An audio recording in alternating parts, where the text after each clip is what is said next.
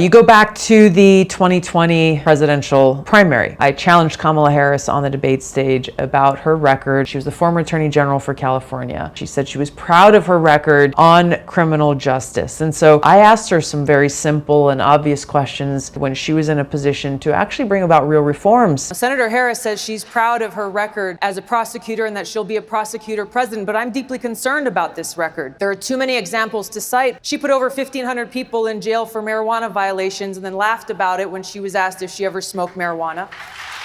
She blocked evidence that would have freed an innocent man from death row until the courts forced her to do so. She kept people in prison beyond their sentences to use them as cheap labor for the state of California. And she fought to keep cash bail system in place. That impacts poor people in the worst kind of way. She had no answer for her record on how ultimately she made decisions that hurt people. Now, you're probably wondering why I'm showing you Tulsi Gabbard when her debate with Harris was more than 4 years ago, right? Well, the reason is that she's now technically on Donald Trump's team. Well, Tulsi Gabbard, who was a former Democratic Congresswoman, is seen by many as the deciding factor for Harris's failed 2020 presidential run. Hey guys, by the way, if you haven't already, please take a second, hit the like button for the video. Thanks so much for subscribing to the channel and for sharing these videos on Facebook and Twitter. Donald Trump's spokeswoman, Caroline Leavitt, confirmed her help in an email to the New York Times where she says Donald Trump has proven time and time again that he's one of the best debaters in political history. But that's not going to stop him from meeting with respected policy advisors and effective communicators, one of which is Tulsi Gabbard, who they claim dominated Kamala Harris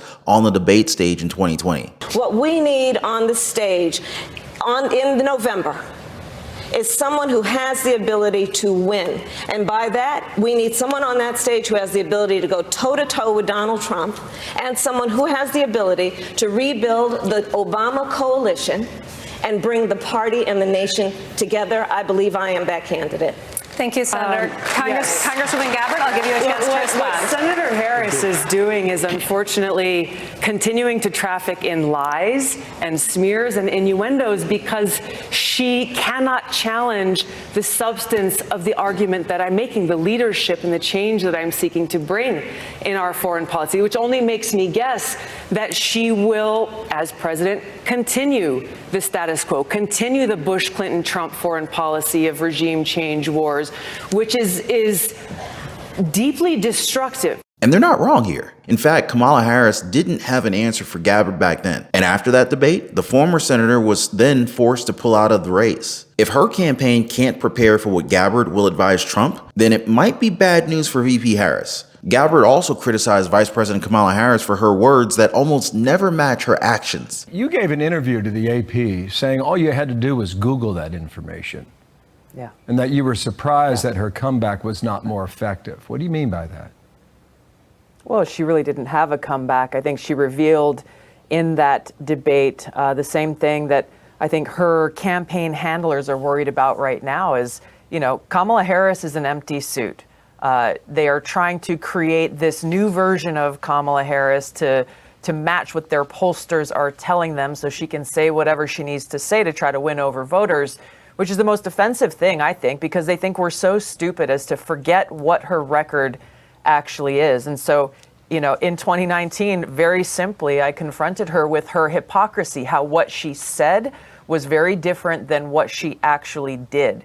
And she had no answer for it. She had no explanation. She didn't even try to own or justify what her actions were. And that's going to be the key thing here for voters as we head into this election is, you know, Kamala Harris will say whatever she thinks she needs to say. We have to pay attention to her actions because on every single major issue, you will see that same kind of hypocrisy that I pointed out in 2019, where she'll say one thing, but her record tells a very, very different story. Well, I'm not in favor of decriminalizing or not having consequence for it. We have to keep, let me just be very clear. We have to have a secure border, but I am in favor of saying that we're not going to treat people who are undocumented across the border as criminal. We've got to critically re-examine ICE and its role and the way that it is being administered and the work it is doing, and we need to probably think about starting from scratch. I want to know, when you become president, would you be committing to close immigration detention centers? Absolutely, on day one. On day one.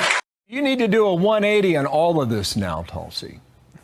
And as you guys saw, Tulsi has a point here. The Associated Press released an article a few weeks ago that talks about how Harris has changed her mind multiple times regarding different issues. Even though Harris said that she will proudly put her record against Donald Trump any day of the week. Now, the focus is that we're not really sure where she stands with different policies. Just a few years ago, Harris wanted immigrants who were in the country illegally to be eligible for government health care. She also wanted to decriminalize border crossings. Biden and Harris both also do not see eye to eye when it comes to Israel and Hamas, at least to some extent. Harris has also supported defunding the police before, but is now suddenly embracing her law enforcement background. It's this distinction between the past and the present that's going to be real tough for her to handle. It's probably the reason why she's only said yes to 2 debates. But there's something that the Harris campaign is doing here that some find underhanded. So the first debate will be on ABC News. Pretty much home turf for Harris. It's set for September 10th,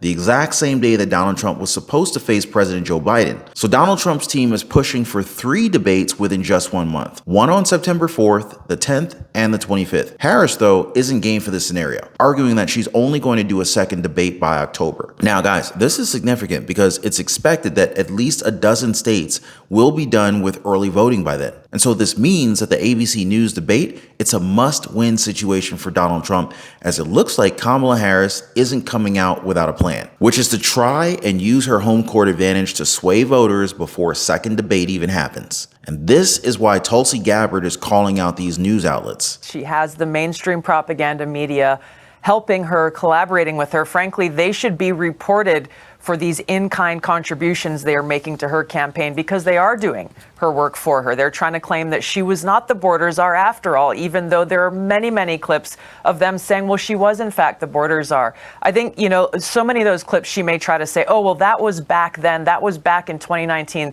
The problem that she has to reckon with is the fact that her actions, her positions, and lack of action and failures for that matter as vice president match very directly with what she was saying in 2019.